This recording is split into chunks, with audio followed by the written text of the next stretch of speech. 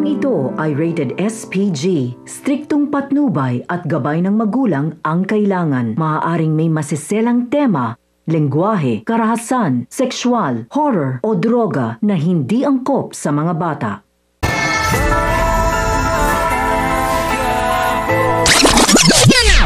Tapos malaman ni Ramon ang sunod-sunod na revelasyon tungkol sa pagkatao ni Rigor dahil sa tulong na rin ni General ay inutusan niya si Severino na ihanda ang kanilang mga tauhan dahil susugod sila sa Quiapo.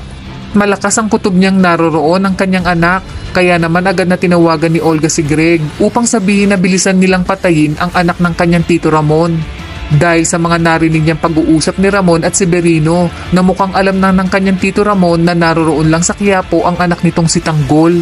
At dahil sa sobrang kayabangan ni Greg ay inutusan niyang ratratin ang bahay na itinuro sa kanya ni Paquito.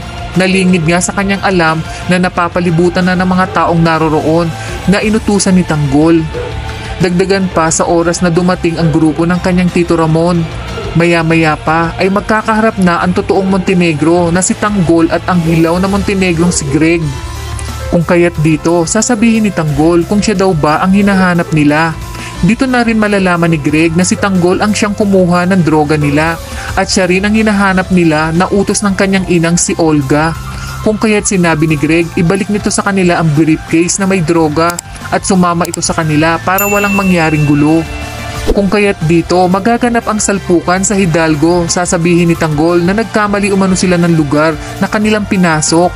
Habang nagkakatutukan sila ng baril, sasabihin ng isa sa mga alagad ni Greg na hindi umano alam ni Tanggol kung sino ang kanilang binabangga.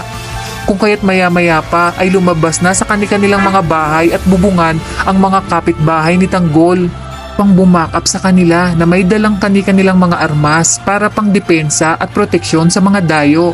At dito ay nagsimula na ang habulan at palitan ng mga bala sa pagitan nila Tanggol at ng grupo ni Greg. At dahil sa dami ng mga taong rumuspindi kina Tanggol ay mukhang dihado na si Greg. Kung kaya't dito gagawa ang kanyang mga tauhan ng paraan upang makaalis sa lugar. Ngunit papaano na lang kung dito makakasalubong nila ang galit na Tito Ramon ni Greg. Kung kaya't malalaman ni Ramon ang plano ng mag-ina na mas lalong magpapatindi at pagsiklab ng kanyang galit dahil sa plano nilang patayin ang kanyang anak na si Tanggol. Kaya naman mga kapamilya, kapit lang dahil marami pang mga revelasyon ang mangyayari dito lang sa bagong paborito ng sambayanan, ang FPJ's Batang Quiapo.